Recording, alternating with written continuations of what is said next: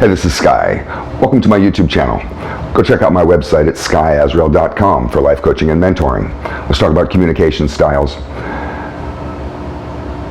How do we confront people in a respectful way? Well, there's a simple rule with this, and that's to always speak from a place of I, rather than a place of you. Let me show you the difference. If we have a meeting and I have some issues to confront you on in the meeting, and I've been thinking about it all day, and finally the meeting happens, we walk into the room, we sit down, and the first thing that I say as I look across the table is, "You're fucked up." What do you think the tone of that meeting is going to be? And your response? Well, I can tell you, you're going to be instantly defensive because I just attacked you. And you're going to put up a wall, and you're going to be putting up your shield and ready to fight. And you'll probably say something back that's snappy, or at the very least say, "No, I'm not. How dare you?" But if I sit down at that chair, and rather than saying "you're fucked up," which is speaking from a place of you did this, it's a blaming way to communicate. You're blaming someone. You did this. I can sit down and say, "I feel like you fucked up. I think you fucked up." I speak from a place of I. And then the response may be, "Oh, well, tell me how you think I fucked up," which is receptive. Now maybe you can get to the bottom of it very quickly. Now, you want to use some tact when you communicate with people, especially when you're confronting people. And if you have a goal of problem solving, then you need to use respectful language. You need to have a certain level of tact. Try to curse less. Even if you're really angry, you may not be cursing at somebody, but the curse word can be taken wrong if you're angry with somebody. And you always have to stay in your warrior mode, in your stoic mode, mission-driven, knowing that this confrontation has to have a purpose. What am I going to get out of it? We're going to both walk away feeling like we got something out of this, and that is something you have to keep in mind. When you confront people, there's always a negotiation in communication. And if your mission is to just beat somebody down, you're going to go to war and you're just going to beat them down. Hey, why even talk to them? Just go up there, kick them in the nuts, and walk off. But I feel like, especially in business, it's a successful way to communicate with people and to interact with people, whether it's employees or bosses, to where when you make demands, when you're putting out your argument, they have something to walk away with. People don't mind giving concessions. They don't mind compromising if they feel like that they got something also.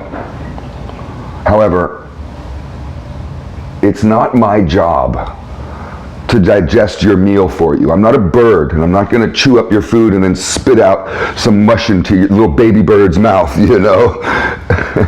I'm not going to digest the world for you. I don't have to sugarcoat anything for you.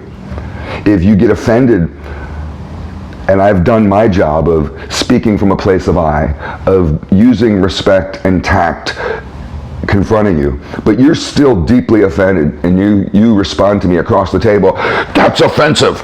Well, look, that's your problem.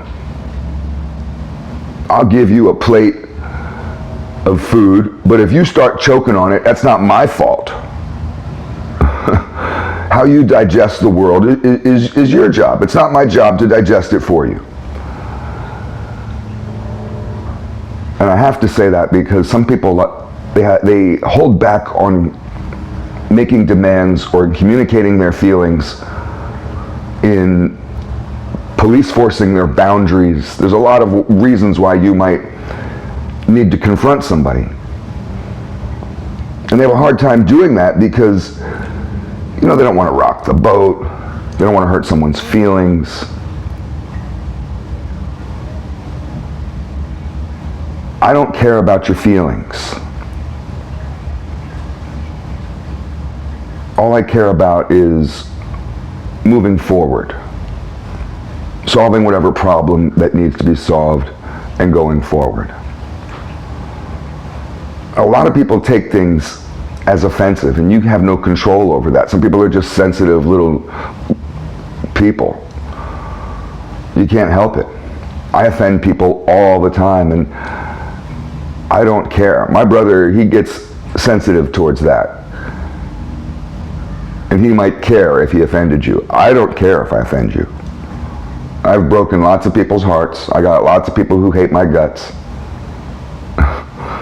And I don't lose a bit of sleep over it. I don't give a flying fuck, because it's not my job to digest the world for you. If you choke on everything because you don't know how to swallow shit down, that's not my fault. And I don't intentionally going around being a bully or smashing people's feelings down. You know, I don't step on people. I'm not putting my knee on anybody's neck. I feel like I'm a really reasonable guy, but even still, I don't hold back, and I feel like that it's a good way to be. To have a little bit of Andrew Dice Clay in you, a little bit of just raw truth.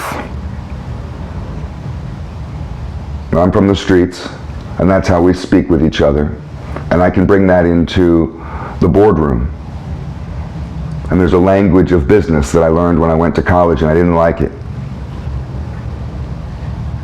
I went to school with one of the owners of Nathan's Hot Dogs at UCLA. Eddie. I called him Eddie the Jew. Nice guy. And Eddie used to tell me, man, you're never going to make it because you talk like you're a gangster. You're going to have to learn how to talk to people. I kept telling him, look, I'm not going to play this fucking game. I'm not going to learn a language of love just so I can play some game. I'm going to get right down to it, and if that stings, if those arrows hit you, that's your fault. That's not my fault. I don't know. It's all food for thought. Thanks for watching.